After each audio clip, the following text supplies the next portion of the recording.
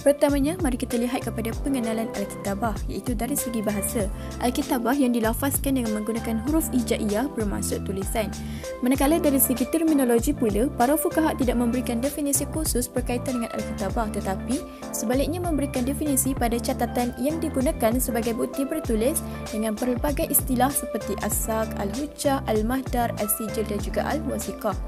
Alkitabah juga merupakan dokumen bertulis sebagai suatu bukti atau cara mensabitkan sesuatu hak.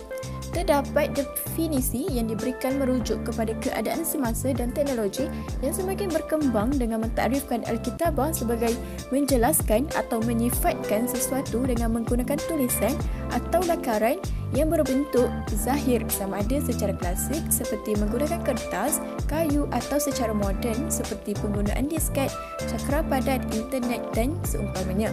Meskipun demikian, terdapat pandangan yang menyatakan bahawa Alkitabah merupakan pembuktian yang paling kukuh sekiranya terbukti sahih dan tulen tanpa memerlukan pembuktian yang lain. Seterusnya ialah isu satu. Isu yang pertama ialah belum ada undang-undang khusus mengenai kitabah elektronik di Mahkamah Syariah di Malaysia, sama ada berkaitan dengan kes-kes muamalat, jenayah atau kes-kes lain.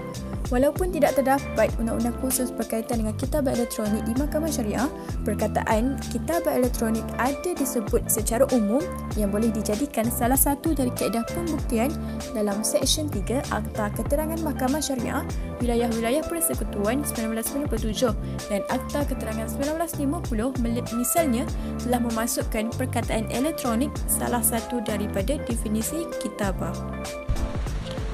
Okey, sekejap tadi kita telah dengar isu yang pertama, iaitu yang melibatkan tentang peruntukan Undang-Undang Akta Keterangan 1950.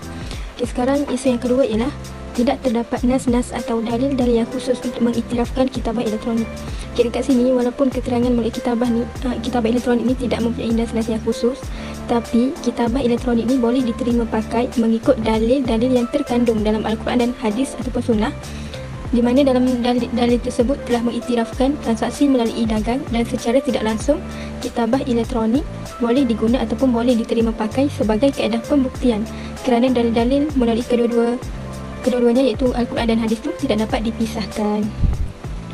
Kes yang terdapat dalam kitabah ini adalah kes Hanafi bin Mat Hassan lawan pendakwa raya.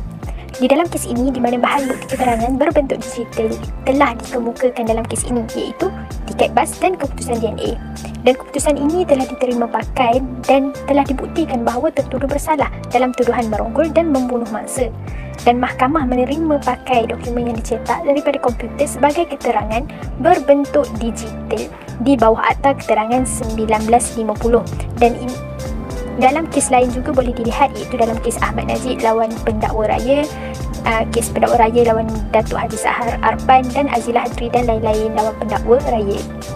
Perbandingan kitabah dari sudut syariah dan sivil pula adalah syariah dapat dilihat kitabah ini digunakan sebagai satu dokumen, sebagai salah satu bentuk keterangan yang boleh mensabitkan kesalahan di dalam kes sivil dalam mahkamah syariah. Manakala dalam kes jenayah syariah pula hanya tulisan dalam bentuk pengakuan sahaja yang boleh diterima.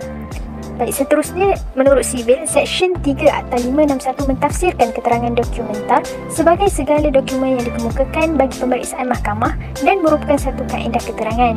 Seksyen yang sama dalam Akta 561 dan Akta 56 pula mentafsirkan dokumen ini adalah seperti apa yang dinyatakan, diperihalkan atau bagaimana jua yang digambarkan atas apa-apa benda, bahan, barang atau artikel, termasuklah apa-apa hal yang terkandung dalam cakera, pita, filem, runut bunyi dan apa-apa jua peranti lain. Secara kesimpulannya, seperti yang kita tahu sebelum ni, ikrar dan syahadah merupakan kaedah pembuktian yang utama untuk semua kes, tidak kira kes jenayah ataupun muamalat.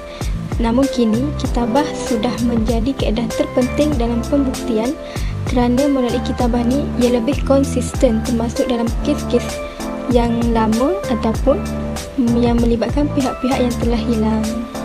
Okey, itu sahaja daripada kumpulan kami. Sekian, terima kasih.